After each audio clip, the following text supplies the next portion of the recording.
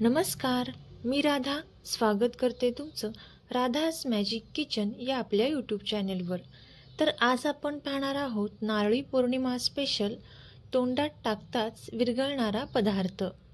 उकळत्या पाण्यामध्ये 1 वाटी ओलं खोबरं टाकून तर पहा काय आहे रेसिपी।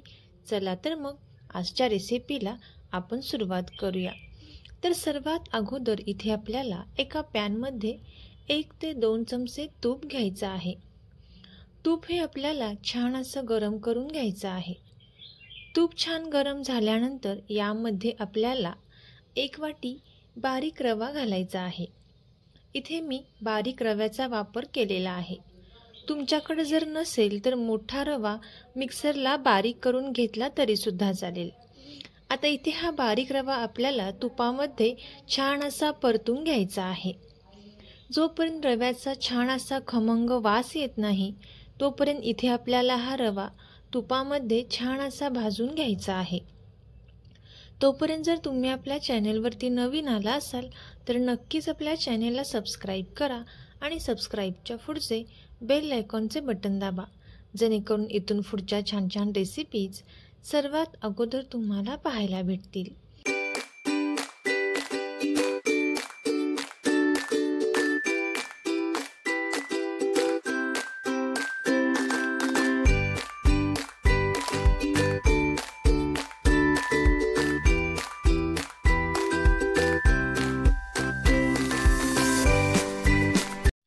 आता इथे आपण हा रवा छान असा भाजून घेतलेला आहे। आपण हा भाजलेला रवा एका साईडला ठेवून देणार आहोत।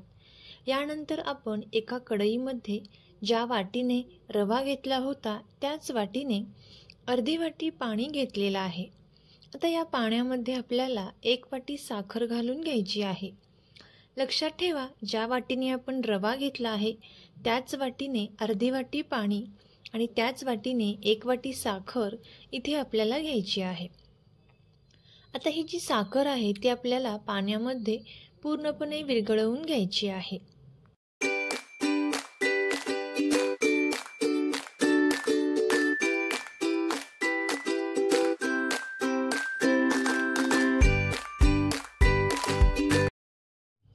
आता यानंतर यामध्ये आपल्याला एक अर्धा चमचा वेलची पावडर घालायची आहे आणि पुन्हा एकदा इथे आपण हे चांगलं मिक्स करून घ्यायचं आहे। आता इथे आपल्याला गॅसचा फ्लेम हा फुलच ठेवायचा आहे आणि याचा एकतारी पाक छान असा तयार करून घ्यायचा आहे। जोपर्यंत दोन्ही बोटांवरती एक तार अशी तयार होत नाही तोपर्यंत इथे आपल्याला हे छान असं मिक्स करत राहायचं आहे। आता एक 4 ते 5 मिनिटांनंतर पाहू शकता तुम्ही याची तार इथे तयार होत आहे। दोन्ही बोटांमध्ये इथे आपल्याला पाकाचे थोडे थेंब घेऊन या पद्धतीने ही तार चेक करून घ्यायची आहे।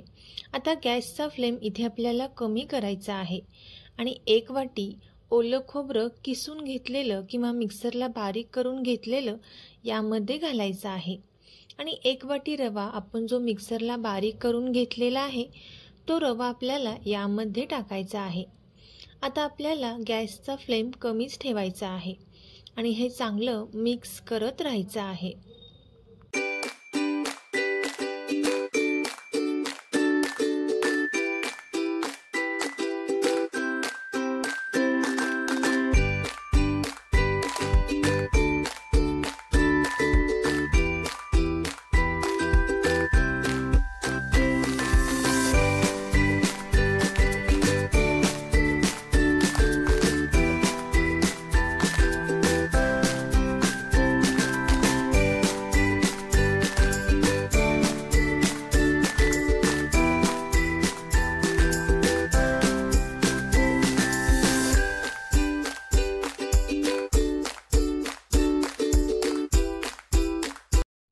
आता इथे आपण हे चांगलं मिक्स केलेलं आहे आणि जे हे मिश्रण आहे ते कढईला चिकटत नाही, याचा अर्थ हे मिश्रण इथे तयार झालेलं आहे।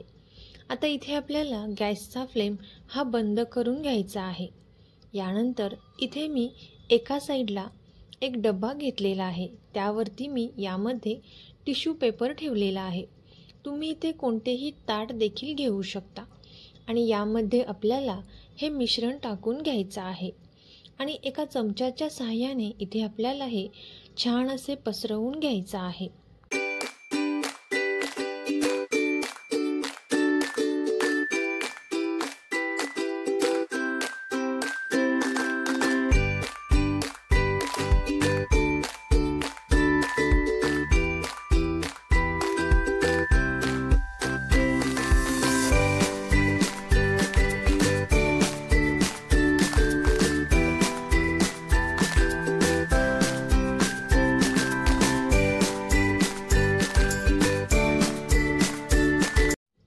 आता हे मिश्रण छान असं सेट करून घेतल्यानंतर इथे आपल्याला एका सुरीच्या साहाय्याने हे या पद्धतीने कट करून घ्यायचं आहे. इथे तुम्ही तुम्हाला हव्या त्या साईजच्या हव्या त्या आकाराच्या वड्या इथे पाडू शकता. आता हे छान असं कट केल्यानंतर यावरती आपण बारीक चिरून घेतलेले बदामाचे तुकडे हे या पद्धतीने ठेवून घेणार आहोत. तुम्ही इथे तुमच्या आवडीनुसार कोणतेही ड्रायफ्रूट्स यावरती लावू शकता. आता हे आपण 25 ते 30 मिनिटांसाठी असे साईडला ठेवून देणार आहोत. 25 ते 30 मिनिटांनंतर पाहू शकता तुम्ही वड्या इथे छान अशा सेट झालेल्या आहेत. आता आपण हा बटर पेपर काढून घेणार आहोत. तर इथे आपली ही मऊसूत तोंडात टाकताच विरघळणारी रवा नारळाची बर्फी तयार झालेली आहे. तर तुम्ही सुद्धा याच पद्धतीने ही रेसिपी नक्की ट्राय करून पहा आणि कशी झाली ती कमेंट करून नक्की सांगा. तुम्हाला जर ही रेसिपी आवडली असेल तर नक्कीच ही रेसिपी आपले मित्र मैत्रिणी आणि नातेवाईकांसोबत शेअर करा. चॅनलवरती नवीन आला असाल तर नक्कीच सबस्क्राईब करा आणि सबस्क्राईबच्या पुढचे बेल आयकॉनचे बटन दाबा. थँक्यू.